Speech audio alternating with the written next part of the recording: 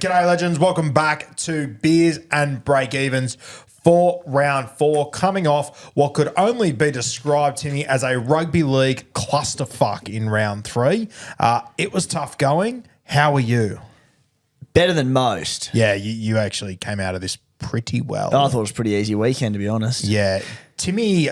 There was a car accident on the weekend. Timmy got thrown through the front windscreen and landed on a mattress, unlike the rest of us that landed on a train track. But the mattress had bindies in it. Like, I still go. copped some shit. You didn't cop as much shit as anyone else. Well, no. I dodged Nathan Cleary, all right? Yeah. Let's just put that out there. Yes. Before we get into my This is like when I went to Vegas and complained about losing a pillow. I did cop Dill Lucas, two of us as Shaq, Tommy Turbo, most of us. There were injuries, but I dodged Nathan Cleary. You dodged Nathan Cleary. To all of you that went Nico over Cleary, I congratulate you. It has turned out to be a great play. Full credit to you. Yeah, it worked out tremendously, didn't it? Really, really big early play. And for what it's worth, like, I do think that the way he was going the first 2 rounds went below his average. Round 3, that game against the Storm down there, it's Nathan Cleary. We know he could have gone 100 plus, but it was a bloody tough game in a depleted Panthers outfit.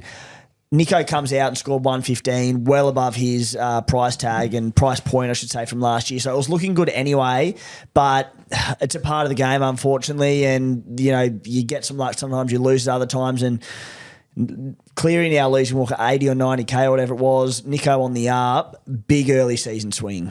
Yeah, for sure. And you do get things go your way sometimes, and you just got to grab them and run with it. So credit to you. And you know what? With it, it's like, I think it was something like 80% of the top 10% ranked overall had him. And normally when these things happen, like you're with the crowd and you're just like, you know what? Just about everyone had him. It's fine. God, it's nice to be on the other side in that minority where you're just like, oh, this has worked out so well. Yes, I was not happy for you in the slightest. Not at all. Guys, Beers and Breakevens in 2025 is brought to you by our new major sponsor, Lontel, doing sensational things out there. As I've said a few times, the internet that we have got in this studio, it is almost unfairly quick. We are uploading things in record time. We've had a number of people, an actually fantastic amount of people who have already joined up. They are enjoying their first month free with Lontel. And I've got a lot of messages. I'm just getting sent a few screenshots, Timbo, of the internet speed test. And it's just about racing off the screen, hitting the frog and toad. Lontel doing great things. I have an update on internet speed test. So guys, go out there, type into Google internet speed test, click it. It literally takes 15 seconds. It tells you how quick your internet is. It'll be something shit. It'll be like 20 or 30 or ducks. Anyway, so the update last week was that it was... on a roller coaster for a second there. It was about to explode the laptop screen so quick. It was hitting 500. Wow. Get this for an update. This is mind-blowing. Internet nerds will love it, myself being one of them. Plugged an Ethernet cable into it last week.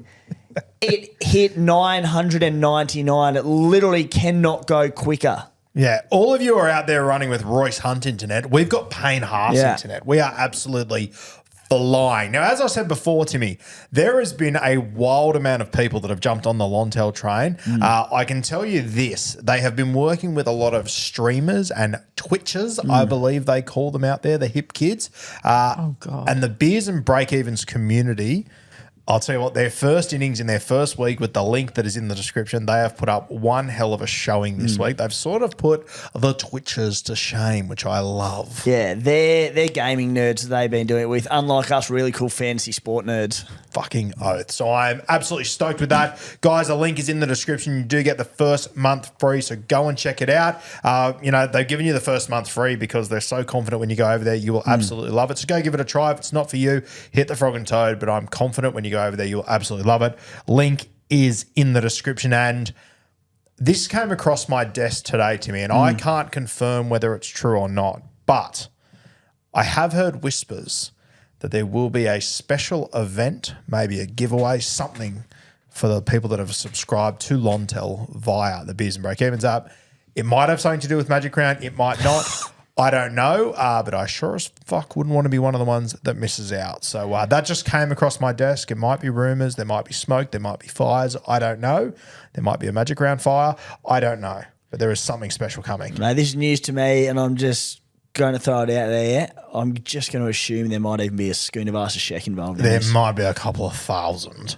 Now, bringing in our absolute guest of honour, Kathmandu. I thought it was going to be the Lontel sign. It wasn't, but the Lontel sign is here, and we are on our set. We've actually got a wide camera this week, so you can take it all in, and it is fantastic. You can see like such things as my Beers and Breakevens trophy. We've got a Mal Meninga statue, my Beers and Breakevens trophy. We've got the horse over there, my Beers and Breakevens trophy. Regan Campbell-Gillard, my Beers and Breakevens trophy, and Craig Bellamy's books over there. So some good stuff, Timbo. Yeah, the wide angle, the only issue with that is when you're sitting there giving out your shit trade advice and your shit trade plans and I'm sitting here going abandoned shit, people are going to see. Mate, I'm more worried about when you chuck those thongs on. There's going to be people taking screenshots and using them just quietly. Just for the record, there's no feet. No feet available on these cams. On special occasions, they might come. Roo, I have a head like a half-eaten Malteser and I'm okay with that. I happen to have extremely good-looking feet and hands. That doesn't shock me. It starts and stops there, but they're petite, there's no hair, they're clean, haven't worked a day in their lives. No, they've done a bit. Have you got to the Seinfeld episode where George Costanza becomes a hand model? I've enjoyed my introduction to Seinfeld. I'm 2 episodes in. What the fuck? You started like 2 months ago. Yeah, I've been busy. Oh, for the love of God. Well, when They're you not get long there, episodes either. thank me later. Absolute cracking episode. So yeah, we've got the Beers and Breakeven set doing good things. First time a lot of you guys would have seen these seats in between us. Go on the YouTube if you want to have a look. They're actually seats that were ripped out of the original SFS. So when it got pulled down, I made sure I went there that day, lined up, grabbed myself a couple of seats. I've been holding on to them for like 6 years. That was even before I had Guru. So that's how much of a desperate I was that I didn't even have a studio to put them in. And I went, fuck it. I'm going to go line up for 2 hours of the SFS to get 3 seats from the stadium. There might not be a story that sums you up better than that. Yeah, 100%. And it's only coming to fruition now, which is great to see. I tried to cost you before. You very rudely shoved it in my face, gave me the old GI right hand. How are you? Well, that's part of my character. That's what I do here. A bit of Greg Inglis here and there.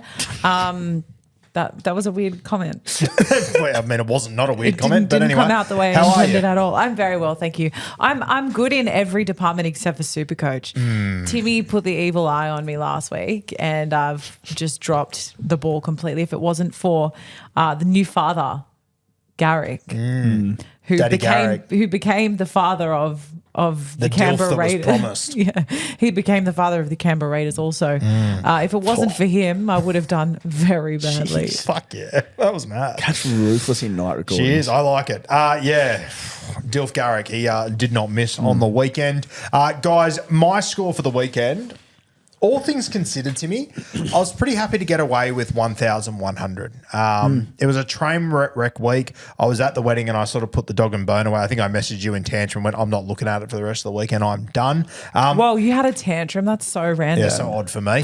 But I got back, woke up Monday morning, checked my rank, and mate, I'd gone down 400 spots. So all things considered, I'm still in the top 7,794. I'm pretty happy with that considering how badly things went for me on the weekend. It was a roller coaster ride. The Thursday night one, you never cheer a bloke getting a head knock, obviously, but purely through SuperCoach lens. When Cleary went down, I'm like, all right, Kuma Stallions, big SuperCoach winners here.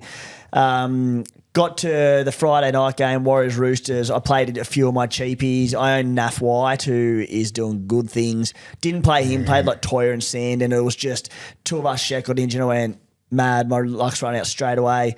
Again, 2 hours later, Payne Hassett scored 140. Arthurson Shibasaki scored well. Then Cleary turned. Cleary definitely did not ton. Give you the hot tip. Cleary did not ton. Hines turned. A few other things happened. Then got to the final game of the round, sadly against my Raiders. But I had Garrick, I had Olakwatu, and it was just like, gee, it was a roller coaster that weekend. So what did you end up scoring? 1193. So I'm into 2,816th overall. So, mate, that's a gap big enough that I just don't think you can close it. I'll tell you what, mate. I really thought a 93 is a good spread for you to put on. I think I was up by 20 or something, so I think it's about a 70-point gap now. I thought you were going to put 150 on me this weekend. It's a spanking I deserve, but my God, I thought it was going to be worse for me. Yeah, on one of them weeks where team went well, but had Haas and Garrick, who I believe you had both of them as well. And then I've still got Lucas in my team, so he sat out. I had Roger injured. I held on to Tommy Trebojevic. Yeah. So I had some cash on the pine, I suppose you'd call it. Anyway. So it really just ended up being you had Hines, I had Cleary. This is sort of what separated Pretty it much. to some extent. So, but it went well. So the boys are travelling good. All right, Kat, talk to me. You doing better than Casey McLean or what? Oh, it all started with Casey. That damn Why smile. would you do that? That damn smile. No, I scored 1,027 and I'm ranked in the 15,000th now, but you know what they say about the top 15,000. We've I always don't said have it. to remind you. We all know what they say about the top 15,000. But yeah, I didn't get Payne Haas in. Stupid decision. Thank God I had Gary. You were able to listen to a show every week that If only- guided you. You can lead a horse to water, but you can't drown it, Timmy. You can't lead a cat to a good trade. No, you can't. You can't. And you know, hindsight sucks. Hindsight sucks even worse when you're the one who was making the content. Let Correct. me tell you. How many trades did you make last week? Just the one. See, Kat, we do this every year with you. You've got to use them early to get your team right. My favourite thing about it is we went out of our way, made that reel, Cat put it all together around Haas, got to get him, and Kat is so unconvinced by our advice that she was just like, no, I'm just going to save a trade and not do that. How did you watch Haas highlights all week making that clip and still not do it? Yeah. I disassociated, I think. That is wild. Well, you've got exactly what you deserve. Yeah, So I agree. your short stay in the top 10,000. Chill out with that. Chill out with that. Prove me wrong. Because you know what? Prove me I'm wrong. going to be back. Prove me wrong. I hope you get back in there this weekend. Happily. Okay. Now, my Roo Crew SuperCoach comp, that officially closed this weekend. It actually officially closed last weekend, but I forgot to take the post down in time. So it's open for another week. So if you would like to come and join the Roo Crew, you can join the SuperCoach comp in there. There's a $10 entry for our comp in there. I think it's up to about close to a $7,000 cash prize in there with a $10 entry. Go to the Roo Crew, the post that's pinned at the top. You can go check it out. Tim, if a comp closes in round 4, do you think that means the start of round 4 or the end of round 4?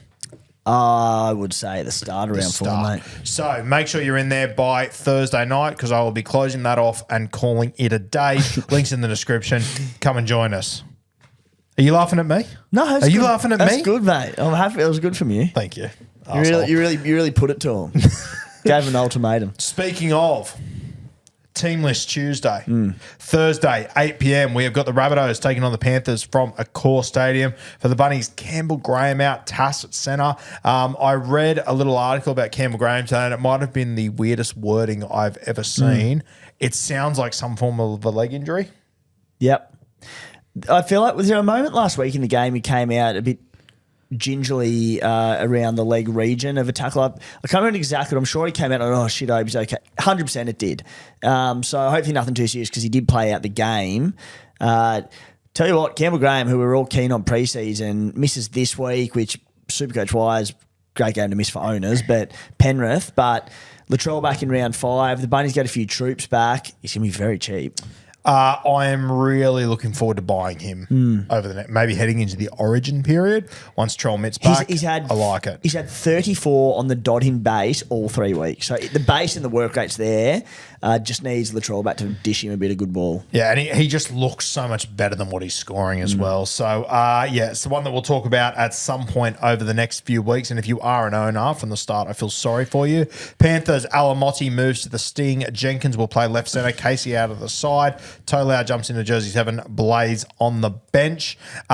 Jenkins, I think he's at a pretty low price tag. 215K. Oh boy, we kicked off with a 91. We said it on Bloke about 2 weeks ago. He's been absolutely carving it in New South Wales Cup, playing left centre. If he holds on to that spot, Timmy, I think he could be an absolute must-have over the next few weeks. People are moving on him this week. My advice would be don't. I think he's probably going to be the most traded in player next week. There are players to return from injury. If the Panthers lose here or Jenkins has a Barry, he could be dropped that quickly. I don't think you need to move early, right? No, I completely agree. I do think it's a great little matchup for him this week. Left centre, Campbell Graham missing from that side, so I do like that. But once again, Tim's right. There is absolutely no reason to move to him this week. I'd definitely be waiting a week. I think that makes sense. Anything else to touch on in that game, Big Dog? No, all good, mate. Friday, 6 p.m, Roosters taking on the Titans. That one's coming to you from Allianz Stadium. Zach Docker-Clay at 9. Watson is out of this game with the HIA. He'll return next week. I'll tell you what, Timmy, that sucks for Watson's owners.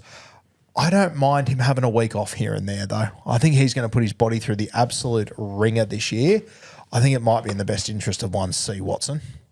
Yeah, that's not SuperCoach guru talking. That's Roosters fanatic guru speaking. Who just wants to see his man rested. Here I am just caring about the hot pirate, and I get that sort of shit thrown in my face. I tell you what, Tell me what. If Connor Watson has one fan, it's you. And if he has without no a doubt. fans, you're not alive. Yes, I'm a huge Connor Watson guy. Butcher and Collins on the bench, Billy Smith on the extended. Bit of a rumour floating around that Dom Young's carrying an injury and potentially Billy Smith could come in, but we'll see how that plays out. I thought you were going to say a bit of a rumour around that Nafahu White's in Origin conversations. Fucking please, you lucky son of a... There's nothing lucky about it. I backed Nafahu White. Yeah, big try scoring guy. Mate, Blues. 57 minutes, 87 points, 37 tackles, 3 tackle busts, 13 runs, 57K price rise, break even of -10. Thank you. Titans, Kano Keeney is out, which broke my heart this afternoon. It was a really tough arvo for me. The draft team is in absolute shambles. But the good news is I have heard down the vine of grapes that apparently it's just a bit of a niggle that they are being very cautious with. But Timbo, whenever the word specialist is used, that scares the shit out of me and it makes me question if it's just a niggle. Yeah. Being completely speculative, but yeah, seeing that team list drop today on NRL.com, they had the wording on it, and yeah, who suffered a neck injury and will see a specialist in coming days. Don't love it. Rattling. Heaps rattling. Don't love it at all. Want to wish him all the very best. He was so rattled today when you read the team list and saw that Keanu Kenny was out. Oh, it was not good. Changed his whole personality changed in a matter of minutes. Yeah, it was not good. I'm keen to see Jalen de Groot. I really like what I've seen from him in, albeit trials, both years, limited sample size. He looks good though.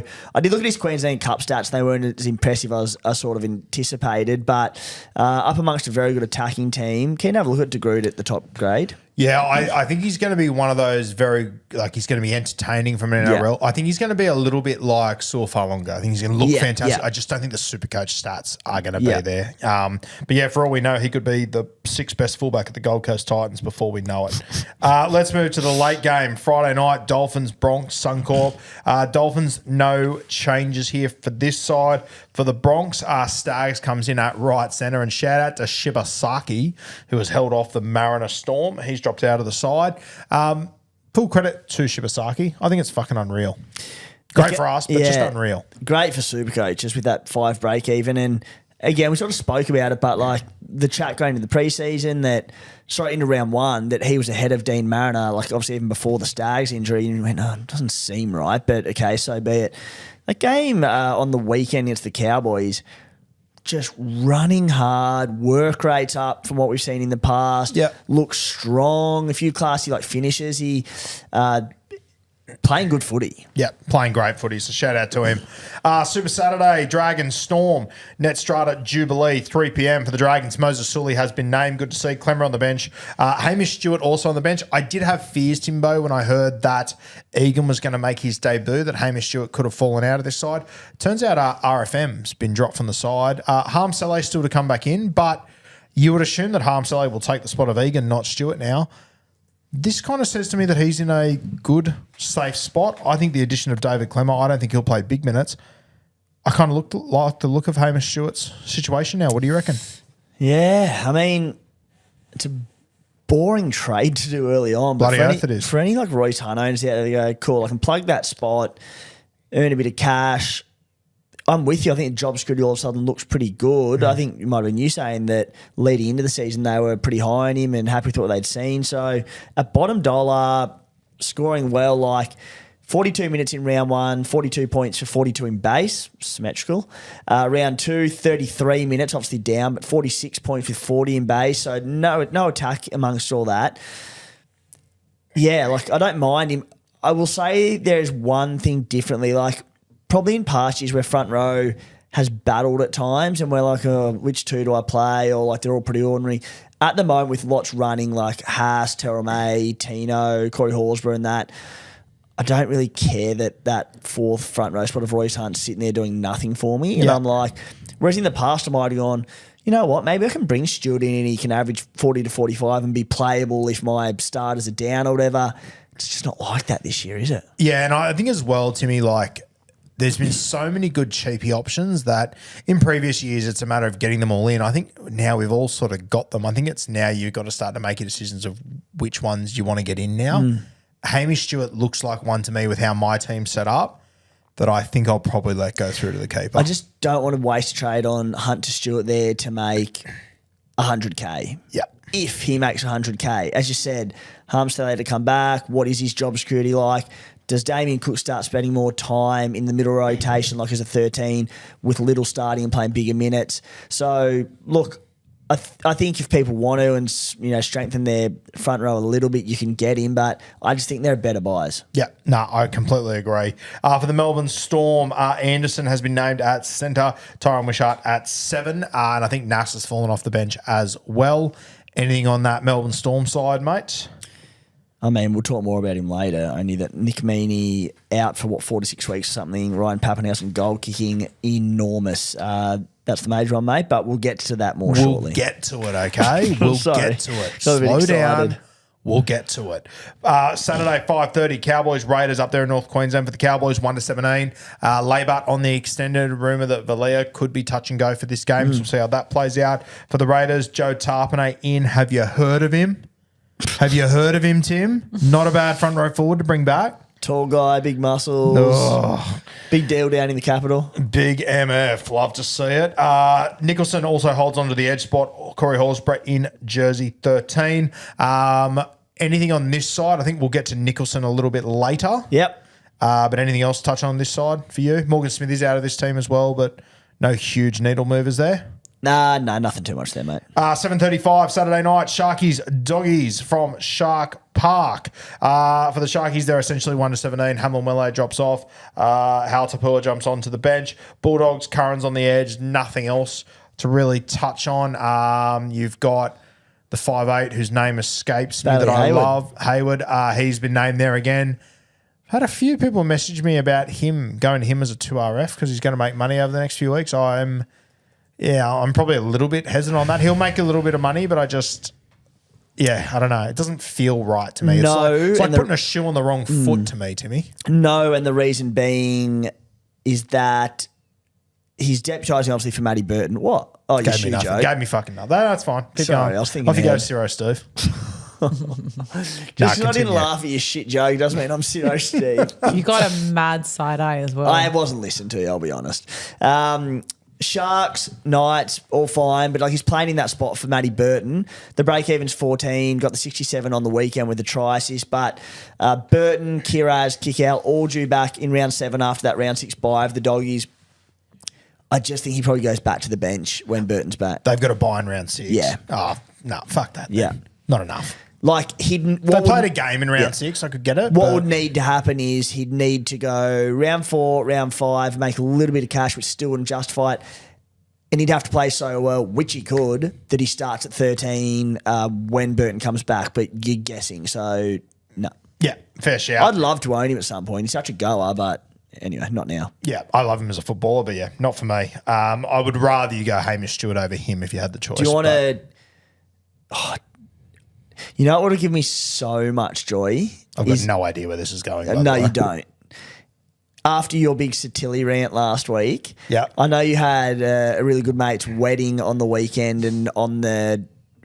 Yeah, you're all over the shop. So if after you ran, you ended up getting Satilli in and then he moved to the bench before kickoff and you missed final teams? No, that was never going to happen. And you know what filled me with confidence that was never going to happen? What? Was that Tom Birmingham triple staked him for an anytime try scorer in this game. So from that moment, I went, we're good here. Tom Birmingham, do you know what happened with their live stream on Thursday night?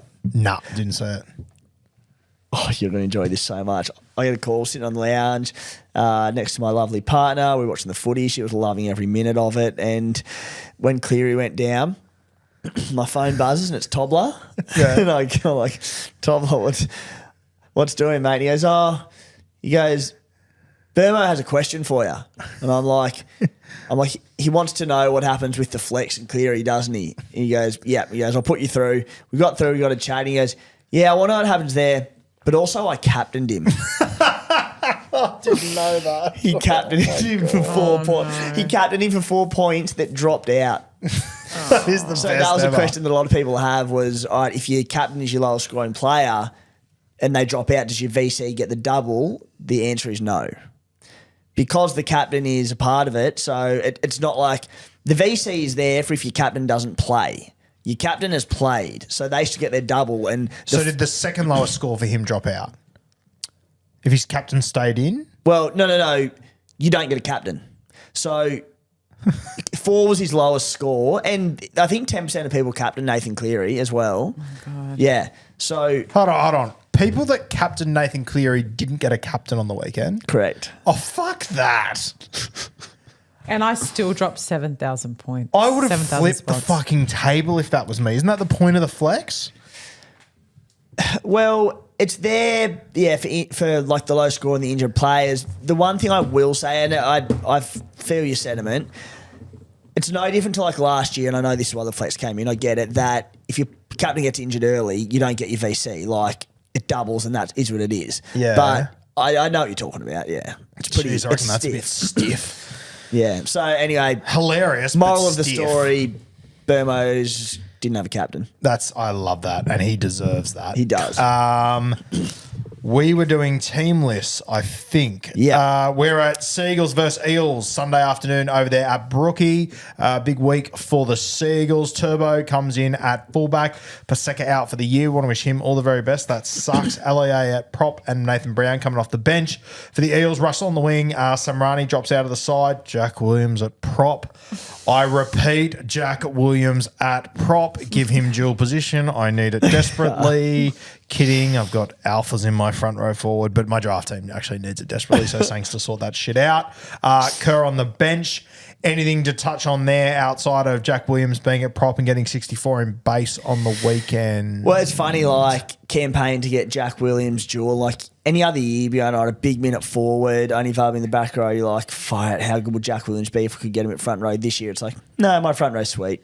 I'm calling him Jewel Williams from now on, and he needs to get dual position for my draft team. So let's get on that, please. Yes.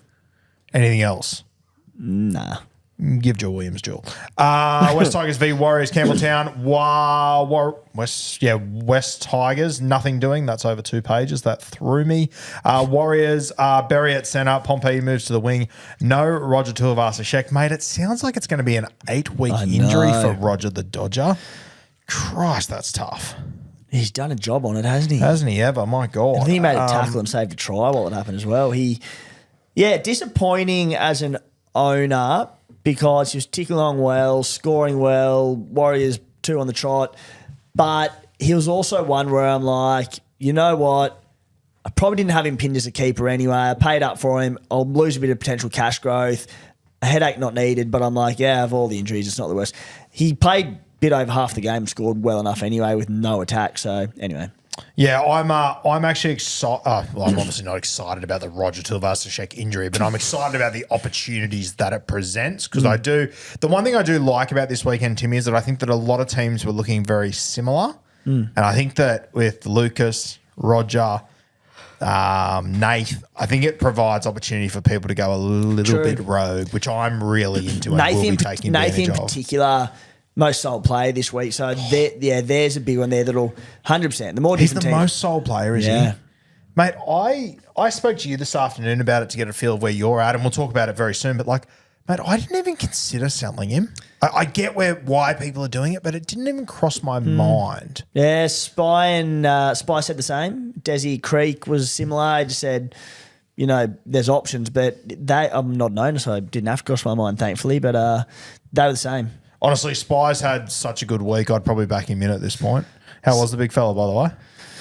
He's put on a brave face, and I said you'll love it. It's worth having a little listen to, even if it's just that. He got there, and so for context, if you haven't listened to SC Playbook, you're not listening to it, sold Ruben Garrick last week for his 4 tries, 157 points. And he sat and he goes, yeah, you know what though? Because of this happened and this happened and this happened, I technically only lost 100 points, and then there was this and this, so it didn't work out that bad. I'm like, God bless you, man. He might be the most positive dude on the face of the earth. Yeah. It's incredible. And then he referred it to the worst thing that's ever happened to him in SuperCoach, and how that one trade or one injury or something cost him like 350 points in like 2 hours. And he goes, so that was worse. I'm like, bless you. Good on you. Bless your cotton socks. If everyone had his attitude, the world would be a better place. The world would it?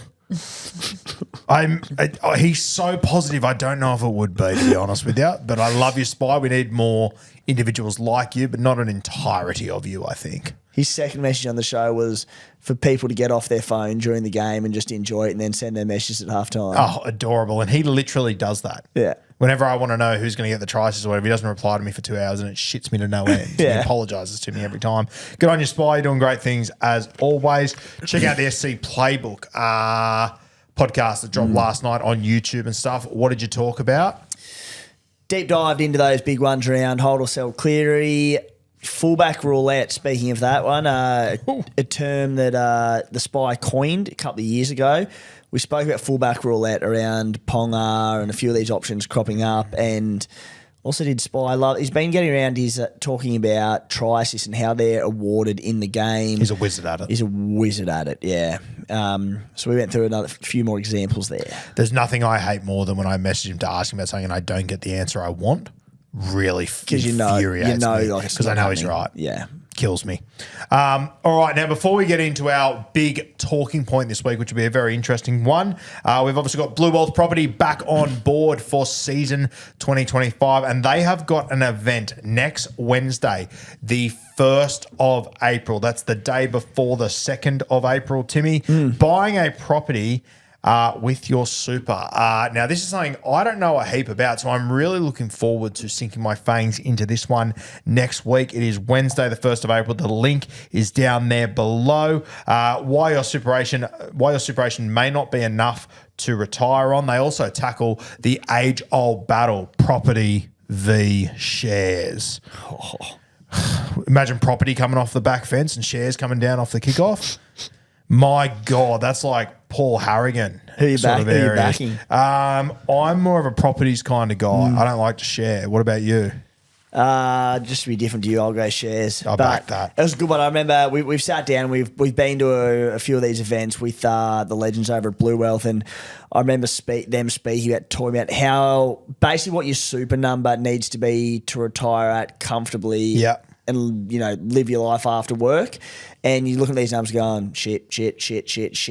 Great idea to know where you need to be at, what you need to contribute, all that sort of stuff. So, probably not the most ritzy of all events, probably the most important. Yeah, without a doubt. I'm really looking forward to getting some education there. That's what Bluewealth does best, guys. They provide education to the average person and deliver it very well, which is what I've always loved. One thing I do know from talking to T-Rex this week, the head honcho over there at Bluewealth, if you hold the property and sell after you retire, it's tax-free. Not tax-free, Timbo, which I'm keen to learn more about. So technically, yeah, you could retire tomorrow, sell your 4 properties, and never work another day in your life. Fuckwit. Absolute fuckwit. How good's that, Roo? Yeah, good on you. I'll be hosting this solo next week. It's 5, by the way. Guys, the link is down below. Go and have a look. Go and check out the event next week. I assume, Kat, that's a webinar. I assume because we don't have a location for it. I'm just having a look. Just have a look at that, double check that. But I'm going to assume it's a webinar Wednesday, the 1st of April. And the link is down below in the description for you guys to webinar go and have only. a look. It's a webinar. It's on the 1st of April. 1st of April, I thought so. Day before the 2nd. It's a webinar. The link is in the description below. Go and check it out. Buying a property with your super, incredible stuff. All right. Our big talking point this week, and this is one that I wanted to talk about with you, Timmy, the VC loophole. Now, our rule over the last few years has been kind of a minimum of 120 to loop. Would you agree with that, or would you push it out a little bit for? I was probably more towards the 130, 140. 140? Well, let's say 130. Okay, let's say 130. It's very much contextual. Yes. But yeah, let's say 130 for me, not 120. Okay, let's use this weekend as an example. I think in previous years, if you VC'd someone that was not named Tom Travojevic playing the Parramatta Eels, you're probably looking at 140 there. Yes, yeah. Other weeks without a knockout decision, I would have been happy to go 120, but I think 130 is a pretty fair spot to put it. Yeah, well, you're all traditionally a bit softer than I am. I tend to roll the dice a bit. That trophy's looking rock hard as per usual. Now, obviously with the addition of the Flex Quando this year, I think the line in the sand has been Did you moved say a that little trophy's bit. looking rock hard? Yes, I did. What kind of reference is that? I don't know. It happened like 30 seconds ago. Move the fuck on. I wasn't happy with it. We moved on. I was trying to work if I'd missed something. I was I like, was no. dwelling on it too, to be honest. Okay. Are we good? Are you Now, good? I think the line in the sand as far as the VC loophole has moved a little bit. To me, I think there is a serious argument, and this weekend is the exception, not the example, because Turbo's just got the matchup provided by heaven. I think nowadays, 100, 110, I think I definitely take. 100, I seriously consider whether I take it nowadays. With the addition of flex and you know all the stuff with your lowest scoring player, all that, I think it's worthwhile. You really need another captain to go 140 plus to really hurt you if you take 100, in my opinion. Yeah, well, I'm glad you got around to mention the flex at the back end of that, because it's entirely because of the introduction of the flex. And we had a good, what? Didn't I say Flex Quando off the top? I was probably thinking about your, It's probably your thinking about the trophy rock hard so- trophy. Proceed, yeah. But yeah, and we spoke about it, pre-season about. We suspected it was going to drop quite significantly, that number, and it's absolutely panned out that way. And I mean, I'm not taking 100, but just to clarify a little bit more, as I said, when you VC loophole captaincy in the past, you're dropping a player, your bottom score from your bench comes in. Nowadays, same concept. You bring in a player who isn't playing that weekend. Let's say this week it might be like a Kalen Ponga. You put the captaincy on them, registers as 0. They then become your lowest scoring player. They drop out. So, it still changes a bit. It's not foolproof, but a lot easier to do. Yeah. What'd you say? 100 you'd consider? Mate, if there's a week that there isn't like a captain that's like, fuck, he could go 200 here. Yeah. I'm happy to take 100. I think with these captain scores, I think we quite often get too cute with them. Like, I don't care who you are, scoring 100 in a Supercoach week is a very, very good knock. It's not as easy as people act like it is. I think if you can lock in 100 where you're confident that it's not a person that's going to get like big downgrades or anything like that, I'm sort of happy to take that. Yeah, I still probably want 120, but I'm thinking about it at 110, as you said, pending who the other matchups are. But 120, I would never really think about in the past. In the past, I'd wanted sort of 140. But yeah, 110, I'm considering it. 120, I'm doing it. I thought I had a Nico Hines loop locked in. So I would have done that. Yeah. For sure I would have done it. He was like before updates, he was 103 or 4 or something. That's 3 above where I'd take. And I think I'm you're safe. very aware that he ended up scoring 45. But prior to this game, Kalen Ponga against the Titans, pretty freaking good matchup. Yeah. I mean, the Knights had lost a lot of players in that game, though. Both their edges, a middle forward, I don't know. I had people in the Roo crew that messaged me and I said, yes, I would take it for sure with this loop. That's the decision I made. Did I expect KP to go 45? No, I didn't. I still captained him 100%. But I do think there is a lesson there and it's something that I would do in the future personally. Yeah.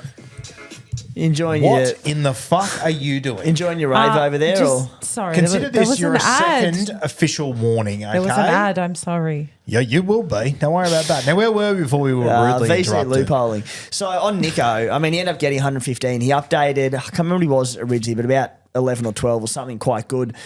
I'm definitely thinking about that now, and as I said, Ponga ended up getting 45. So the loop was absolutely the play in Nico hindsight.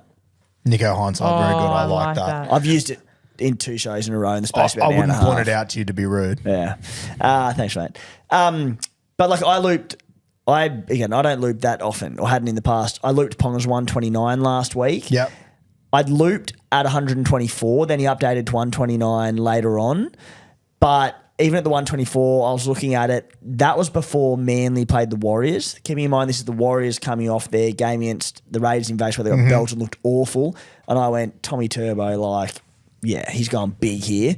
And I just went, you know what? Turbo's injury history, head knocks, all these sorts of things. I went, let's lock that in. Very glad that I did. Yeah. So the needle has moved. Yeah. And it's moved substantially. Like I think in the preseason, I might have said, oh, you might loop 4 times this year. You said maybe 6 or something from memory, and you could be close to the mark. Yeah, I even think this weekend, like, Turbo's got the dream matchup. Like, Turbo didn't play last week because his hamstring was tight. Like, I think if you're I think the big question this year is going to become more and more: do we VC loop Payne Haas's 110? Because that's for me, like that. If you would have done that the last 3 weeks, I think you've come out well and truly on top. Easier said than done. Well, but the other one this week where you look at it and go, freaking, I'm actually keen to know if this registers in your brain or not. And it's not actually a knock. It's not as bad as it sounds. I have no idea what this is going to say. Nah. Yeah. The Tommy Turbo matchup this week against Parramatta, I think that Manly slap him around. I think Tommy Turbo can go 150 plus, potentially easily. However, rain. I'm going to read out the forecast to you. Friday, 23 mils predicted. Saturday, 15. Sunday, 20 mils. What's that mean to you? Is that all in Sydney this weekend? Yeah. Geez, that's not good for a certain event we've got on Saturday, by the way. Yeah, I know. That's not ideal. I don't understand what you're asking me. Well, if I'm got a guy come back from a hammy, I'd probably be a little bit hesitant. Nah, my point that I was weirdly getting at, I've noticed with city people, they have no context of rain and rain amounts. When I chat to them about it, they're like, okay, cool, is that wet or not? Whereas people from the country... no idea. Oh, yeah, no, I have no idea. Yeah. I'm not people sure if say, you've watched our About Even episodes recently. Nah. But Rando has like shit the bed. Like the boys are bullying him relentlessly at the moment because he's telling us it's going to be wet. And Sebo's like, mate, it says 5 mils. That's like someone spat on the floor. Rando, you should bring it up on your show. Rando is absolutely copping it at the moment. He's almost lost his weather gig. Yeah, well, I will defend Rando till the cows come. Because you mentioned those numbers, someone in the country, like, oh shit, she's going to be a wet one this weekend. What's a... That's Sorry. bloody wet. Well, I was going to say, what's a wet one? Yeah, Well- how many mils are we talking for a wet one? That's a wet one. That's So, a wet one? put When this is it way. not a wet one? Like 5 mils is like, all right, it's going to be pretty damn damp. Like a real wet one, if someone says there's going to be an inch of rain, that's 25 mils of rain. That's bloody wet. If they say 2 inches, that's 50 mils plus. Cats love this. 2 inches. That's a wetter one. That's torrential. That's torrential. But the point What's is it's bloody torrential? wet this weekend. What's 10 to 15? What do you call that? Describe it to me. That's steady rain. That's Steady pretty heavy. rain. Like that 10 to 15 mils, you go, all right, let's put this in SuperCoach terms. 0 to 5 mils, you're probably a bit blasé about your captaincies and you don't change much. 5 to 10 mils, you start to go, all right, it's going to be a pretty wet field. Do I take my captain off Tommy and go on Payne Haas? 10 to 15 mils, you go, this is concerning. 15 to 20, you go, shit, maybe we just straight captain Payne Haas. Okay. IVC Payne Haas on Friday night v the Dolphins. He gets 105 SuperCoach points. I get to Sunday and it is 5 mils of rain for Turbo's game. Captain Turbo. 10 mils of rain. Captain Turbo. 15 mils of rain. On your looping thoughts, No, I'm not. I'm asking you. I think Tommy goes bonkers anyway. So 15, I'm still going Tommy. 20 mils of rain. 20, I'm thinking about it. 25. 25, I'll probably loop. 30. I'll loop. You'll loop. Okay. Well, there you go. I thoroughly enjoyed that. Did not see Same. it coming in any way, shape, or form, but I look forward to doing that again in the future sometime. Yeah. Okay. By the way, the Beers and Breakevens Super League Coach, the SuperCoach League code is 295466. 295466. Come and join us. A big cash prize in there for the season. Oh, I need a wet towel. Okay. Now, our winner this week as well was Purple Haze. Shout out to Carolyn.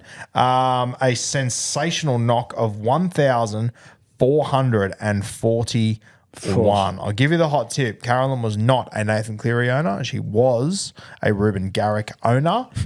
Who do you reckon she captained? Was she a Hines? Or is she Garrick? Probably was a Garrick. Garrick. Yeah. For sure. That's unreal. Look at Very her jealous. rank, her overall rank change. Yeah, she only jumped up 57,000 spots. Is Yeah. there 57,000 in Cooma? There's 8,000. Oh, so there's not 57,000. No. Wow. Do you know what I think is really funny is that we discovered that the only Lebanese family in Cooma, I know them, and they grew up with you. Didn't you say the opposite today? What an insult to Kuma and the Lebanese community. There's There's a huge Lebanese The community. thriving Oh, I thought you Lebanese. said there's a small Lebanese community. No, You there's said heaps. Oh, my bad. But there you Okay, go. never mind. It doesn't matter you as go. much anymore. I'll tell you what, I thought there was more than 8,000 people in Cooma. I know a weird amount of those 8,000. By I'm me. coming to yeah, well, of course, but King of I'm coming Cooma. to realise King of Cooma over here. Kuma races this year, mate. We'll get amongst it. When? First Saturday in December. First Saturday in December. Perfect timing. You're on That holidays. is perfect timing. Yeah. Yeah. I Cool. could make that work. Although very hot. Don't love a bag of fruit in the heat, but we'll see how we go, okay? How hot will it be down there at that time of the year? Well, middle of summer in Australia, so 30 degrees. Nah.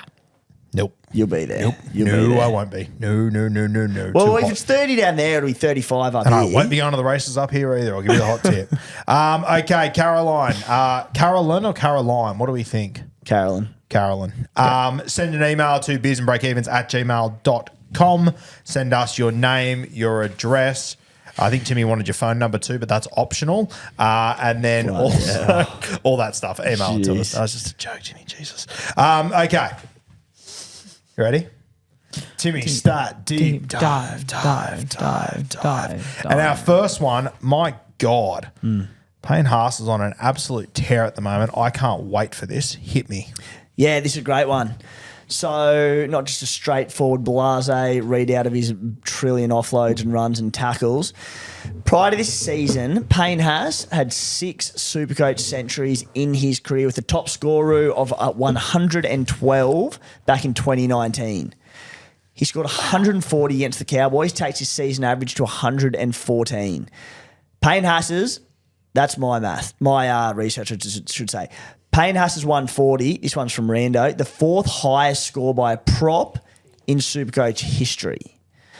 I've got the list of who was ahead of him. Do you want to have any guesses? Honestly, the first one might be me at Pioneer Park in the under-16s. Right up there. No, I would imagine. 2 of them recent and very well known. One of them's a little bit further back, but was a pretty iconic Supercoach player back in the day between edge and middle. I would assume Andrew Fafita has to be one. Andrew Fafita is second with 156 points against Penrith in 2014. He's second. Yep. I'm going to say Edge and Ryan James. Oh, thank Well you. done, 2 first Roo. names. It would have been that year he scored 11 tries or something. Probably. 156 points in 2016 against the Bunnies. Give me a clue of the last one. Current, but did it in 2020. A current player. Yeah. Does he play for a Sydney club? Yeah. Oh, Adam Fanua-Blake. Yeah. Yeah, nice. Well done. Thank 3 you. for 3. 142 against the Sharks, funnily enough, in 2020. Wow. So, what a list. Yeah, bottom line, Payne Haas getting it done. Secondly, double movement was inches from another try. Almost had a try assist for Billy Walters, which was very close. Mate, could have been nudging 200 quite easily in this one. And mate, I don't have the numbers in front of me from those scores, but I would suggest there's a good chance that those front rowers scored more than one try in their game. and probably just had more attacking stats in general. What Payne Haas is doing at the moment is just off its head. Yeah, it's freakish. It is scary what he's doing. Wow. That was, mate, you've made a very fast start in the deep dive. Yeah. I hope you can keep it up. It's pretty good today. Probably my best this season, I reckon. Ooh, I love it. Yeah, it's all about like how the time's looking for Tuesday morning in prep, but had a bit of time today. I like that. Sharky's backline, talk to me, because that left side, they fed on the weekend. The right side, not so much. Yeah, which leads me into my exact point on why I wanted to bring this up, mate. I do this big 4,000 or 5,000 word team analysis article every Tuesday, and I get to the Sharks and I go, Stone Street's a good buy, Raymond's a good buy, Iro's a good buy, Mulitalo's a good buy. But I have no idea where to point people because the Sharks' attack is so balanced, left, right. You don't know where they're going to go each day. You don't know where they're going to have their success. It's impossible to say buy this one or this one. And to emphasise that point, Jesse Ramien, across 3 rounds, I've got the top and bottom score of a few of these guys. Ramien, 93 and 40. Rock solid, consistent player. There was still a 40 there. Mulitalo, 109 and 28. Sam Stonestreet, 112 and 18. You just don't know with them, which leads me to my next player, and a boy you tend to have a high opinion of, Kale Iro. 87-point average to start the season, Roo. Flying. Yeah, he's I think he could very quickly be in that sort of best centre in the game conversation, mate. He's in such a good spot on that left side. Defensively, he's good. He does work out of his own end. He's rapid, breaks tackles. He just, I don't know, it's taken him a long time to get to first grade, but since he's been there, fuck, he looks comfortable. Doesn't he ever? Like, looks great. Base of 37 so far this season. He went 34-33 to start, 44 base on the weekend. Far out, like, you kind of one that you go, all right, based on his first year in the NRL, scored really well. You didn't want to pay up for him, but, you know, we're all tipping an improved Shark side. Iro, who had bugger all attack last year, remember? Back end of the year, it started to come through a bit, but the signs were there. Just congrats to anyone who went with him early on. Yeah, shout out to you. Unreal. Cam Munster, I started with him to begin the season. Jerome Hughes out now for only 2 weeks, but Munster's been good to start the season. I'm really hoping these are pro Munster stats coming my way. Yeah, so looking at his numbers with and without Jerome Hughes in the past 2 seasons, the most mind-blowing thing about this with the amount of games sort of Munster and I thought Hughes had missed in the last few years, they've played 4 games together. Sorry, only in 4 games in the last 2 seasons, Munster's played without Hughes. Which Just 4. Yeah. Interesting. There was one other, but Munster got injured in it, so I didn't count that. Anyway, 4 games in the last 2 seasons with no Jerome Hughes, but Cam Munster in the side, averaging 80.25. That also included a ton, which was against the Cowboys late last year, Munster coming back from injury, and the Storm mass rested their players. So a way smaller sample size than I wanted to give when I went in, diving into it, but nonetheless, good signs, and I think it's got to be good things Munster without Hughes, right? I think it does. Mate, I'm not tipping an upset, but geez, I think the Dragons are going to put up a fight in this game. Nass out now as well. Oh, coming off a bye, 2 weeks to prepare, changes for the Melbourne Storm, coming off a tough Panthers game. Yeah, whatever the start is for the Dragons, I'd be taking it this week. I think this will be a little bit more low scoring than what people are anticipating. Speaking of that, Tui Pelotu, I am looking to trade him in this week. I've just about locked that one in. Talk to me about him. Pretty easy here, mate. When I sort of looked at Tui Pelotu and go, all right, what's all the rage about? And like the left edge at the Dragons, it's thriving. It did from the Charity Shield, looks great. Gutho feeding out there, Val Holmes, fantastic as well. But I was like, Dragons attacked. I want to invest in a winger at $550K. How long does this last? Mate, first 2 games, 36 runs, 14 tackle busts. The base and power's there as well, so can't knock him. Yeah. Nah. Are you bringing him in this week? I am. You are? Okay, sweet. Of course you are. After I told you to on Tuesday. Yes, so Tui Pelotu, I like him. We'll get to our trades a little bit later, but I'm, I like my little stacks.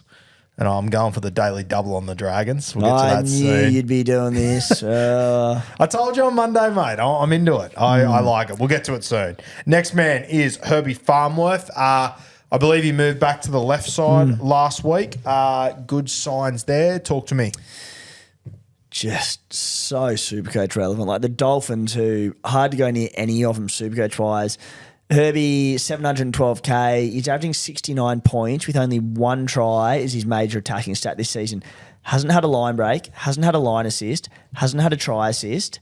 He's averaging 17.3 runs per game, 3.6 offloads per game, 4.6 tackle busts per game.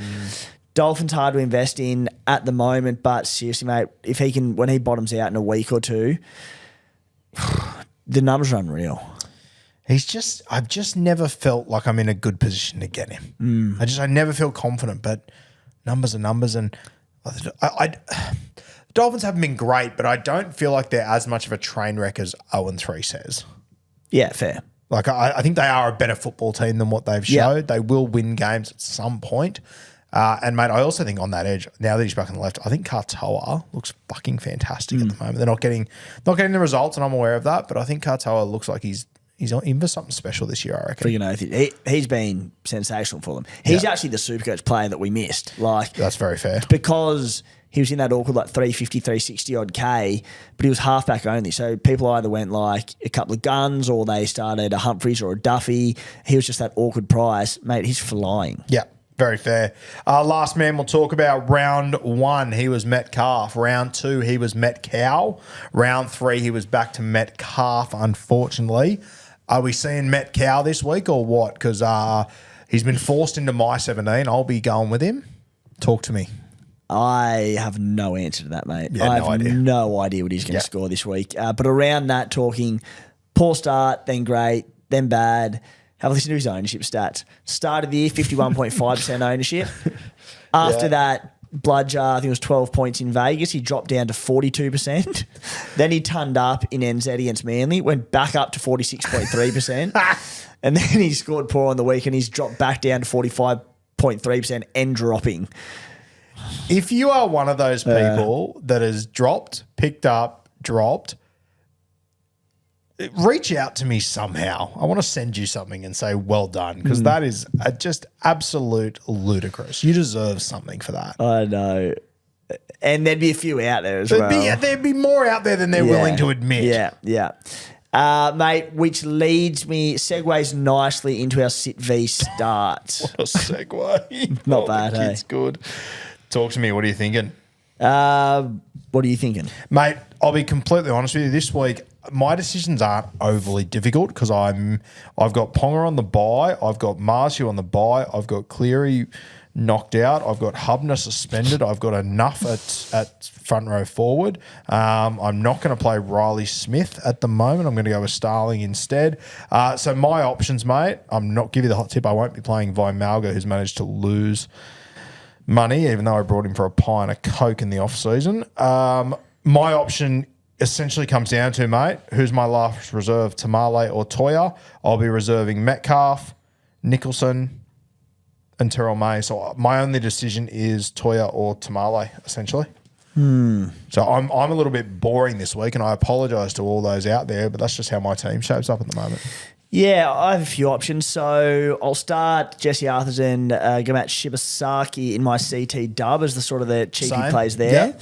Yeah, I will. So then I've got options there. So Iongi versus Manly likely in the wet. I love Iongi. He had 24 runs last week, had 24 runs in round 1. Is he in your team still? Yeah. Are you for real? No, sorry. No. It's a really good pick. Keep going. Did you start him? When? On the weekend? No, like, do you have him? No, I've sold him. When did you send him last week? No, this week. He scored 57 on the weekend, mate. He had 24 runs. Yeah, and in your team, that'd be good enough. Not in my side. I'm like 6K spots ahead of you. You're not that much ahead of me. You're 4Ks in What are you? And 0 trophies. I'm 7,000. You're 3,000. I'm 2,800. Okay, sweet. You're about 100 points ahead of me. Sweet. I'll get you. Look, I just have higher standards over here at the Grizzlies. That is what it is. Interesting. Anyway, so my options: Iongi, Toya, against the Titans, yeah. Yes. Titans, Tamale against the Cowboys. I quite like that. Metcalf against the Tigers. Sandon Smith against the Titans. Nafahu White against the Titans. I do think he's had a few increased minutes the last 2 weeks with in-game injuries. Watson and Victor Radley, I think it might have been. Mate, I'll probably play Iongi. I don't love it if Manly belt him, but he's just running a lot. I think he's looked awesome. I'll probably play Metcalf against the Tigers at Campbelltown. Toya, Smith. I'll probably play Sandon Smith, just hope he can jag some attack. And then it'll come down to probably Toya, Tamale, Nafahu White, probably Robert Toya. It's also wet in Queensland. I haven't checked Townsville yet, but if it is dry up there, I might play Tamale over Toya. Can I ask you a somewhat personal question? Sure.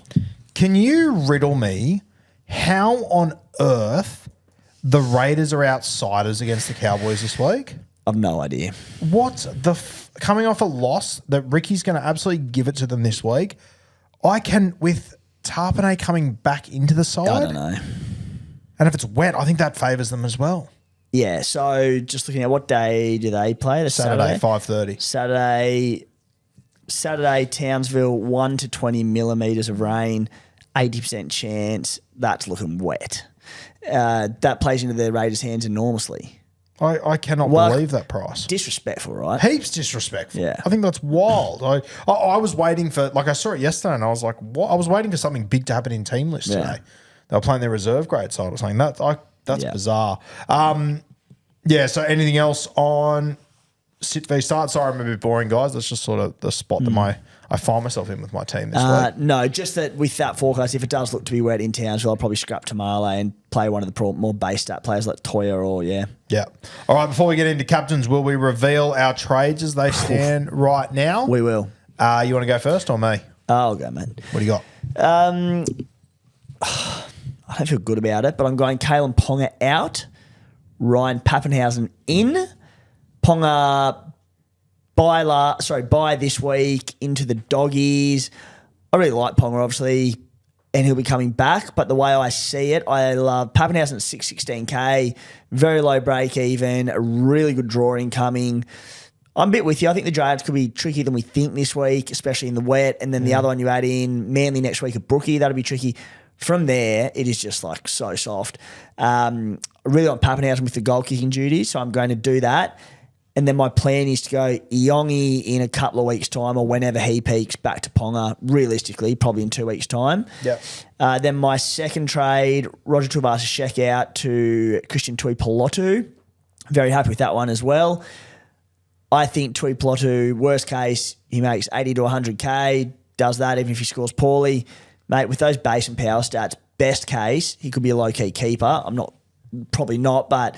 And then I'm sort of just pondering whether I boost or not. I've got Dylan Lucas there still in my team, who's obviously out long term, so he can flip to someone, maybe Nelly Katoa or something like that. But yeah, just pondering the third one. All right, my trades this week, I had Dill Lucas in my 2RF. I'm going to move him to Matty Nicholson from the Canberra Raiders. I'm going to free up a bit of cash there with Matty Nicholson to go up over the next few weeks. I am then going to move Roger Tuivasa-Sheck to Tuipulotu. As you said, mate, I think it's a good move. I'm not going to stand here and tell you guys the same as Timmy, he's going to be a keeper, but I think there's a world where he could be a keeper maybe until the end of Origin. He's going to be available that entire time. Gutho's still going to be there for the Dragons. They'll lose Val Holmes, but the team will stay pretty similar throughout Origin. So I can see a world where I hold on to him during that period. Also one where I know he'll be at that awkward price. And the thing will be he might peak at 650 or 700K, but look, if they get a Penrith in, well, now in Parramatta, their new home ground, or a really tough matchup, whatever it might be, if you have to sit him. But geez, there could be some big ones in there. Yeah, for sure. And, mate, the other thing that I love is playing on the left edge. Like, going up against Melbourne Storm this week, their right edge has lost Hughes and Meaney.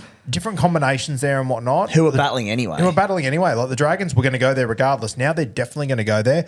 I can see him getting on the end of a few. And then after that, he plays Parramatta next week. Then he plays the Titans. Then he's got Manly, Roosters, Tigers, Warriors. Like, jeez. I don't mind that run. Don't mind it. Love it. I think he's going to do really well. I was sort of, mate, it doesn't seem to be, but I was hoping that the Melbourne Storm game this week would scare a few more people off, but a lot of people seem to be going He's to like him. the 7th most traded. Like, I thought it might be higher. Yeah, okay. Well, I'm happy to hear that because I think he's a very, very good trade in. And my last one, I'm going to move on Iongi. Now, I don't think you have to do it this week. I think there's still cash to be made there. I think he's a fine hold by all means. But I am looking at that Dragons run. I'm going to go, sometimes you got to zag a little bit, Timbo. I'm going to zag early. I'm going to go with Gutho. I love that left edge. I think they're getting a lot of ball down that side. Even this Melbourne game, I feel okay about it. I think they'll compete. I think that this, with the halves they've got, I think this entire side is just built around Gutho. As I said, I reckon they could. I'm not sure if they beat Melbourne. Then after that, I reckon they could win 3 or 4 on the trot here. I'm going to lean in. Worst case scenario, mate, he's going to make a decent amount of money with a negative break even of 48, negative 48. I'm really happy with the Gutho move. I understand people going to Pappy. My only concern is, mate, he did not look 100% to me last weekend. He is getting the goal kicking 100%, but I like the look of Gutho at the moment. I'm going to back my gut in here. Yeah, well, Gutho's got serious cash incoming. Yeah. And like Gutho's last score was 130 or 140 or whatever it was. Pappy's last one is 60. So when he's 130 from round 1, drops out of his rolling average this week, Gutho's the better cash play for sure.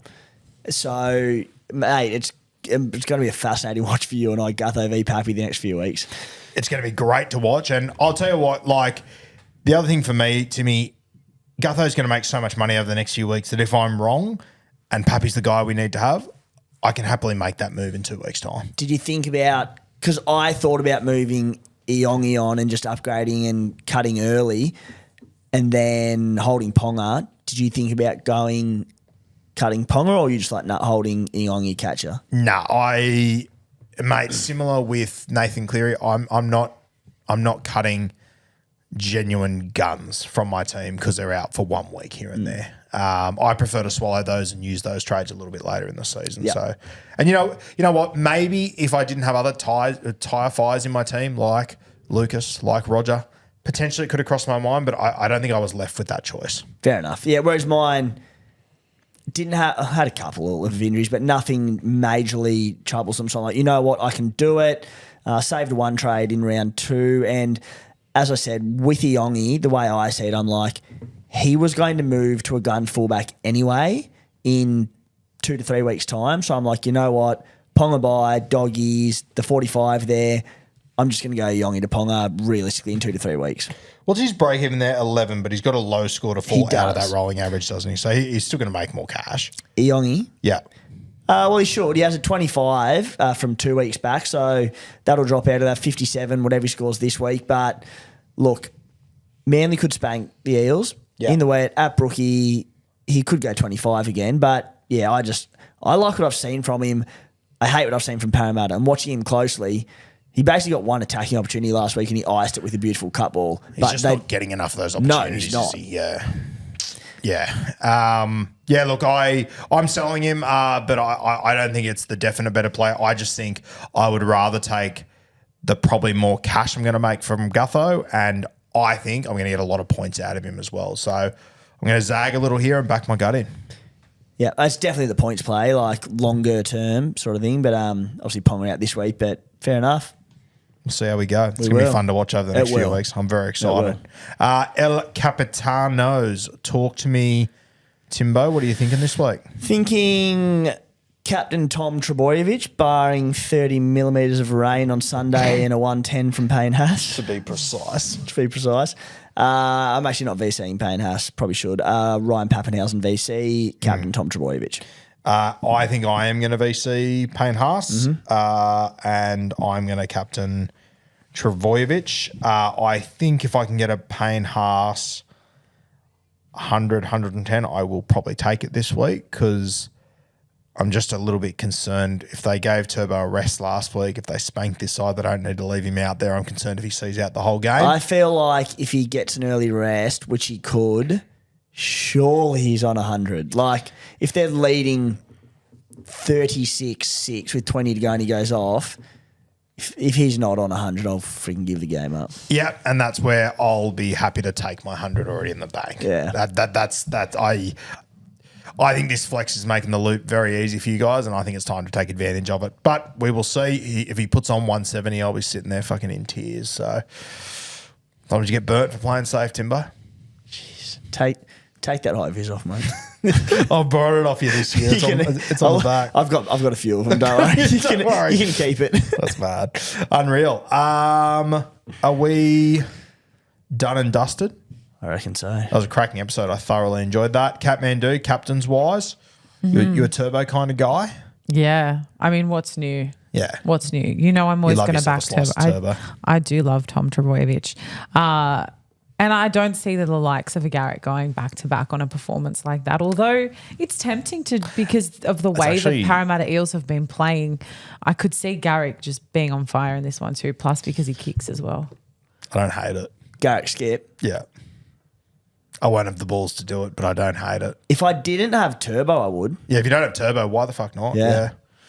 Yeah, it's interesting. Now, also, young lady, you better be boosting this week. Yeah, I'm a boost. Good. Yeah. No, like you're boosting this week. I will okay? boost this week. Do you reckon Kat's the first Supercoacher in the history of Supercoach to not even use the allotted 2 trades in round 3? Do you think? I think if she's not, she's definitely the first one that sits in this studio with us who rant and rave about it for hours and hours and hours each week. And that's only the time you're here. I know. The rest of the time, I don't shut the fuck up about it either. So as I said, young lady, you will be making a boost this week. Okay? Yes, I will. She's going to not trade just to spite you. And I back it. And if you want to, Really if you want to see my trades, I'll either post them on my Instagram or I'll do a Roo Crew, whatever. But if you'd like to see my trades, I'm happy to share. Do you have any early thoughts? There's a few you mentioned a couple of fires you have to put out on your side, and You got a few. and I definitely have a few. The likes of RTS.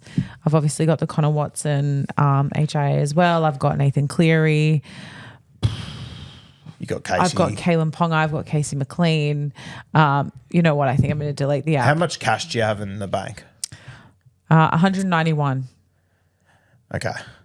We'll work Dollars, that just out. kidding. There's options. We'll discuss that during the week. But yeah, stay tuned for Kat's trades on her. But just put them on your socials. Yeah, I'll put them on my Your socials. fans will want to see them. Okay, we're good. We're good. Lontel link in the description. Free internet for the first month, so you can check it out if you like it. I guarantee you will. Wide shot now, Kat. Are we on? Well ahead of you. Don't worry. She's good at what she does. Lontel, the link is in the description. Bluewealth Property, they've got that event on the 1st of April via webinar, so you can go and check that out as well. And a little bit later tonight, we will be back to you at 8 p.m. for the late show. Ciao.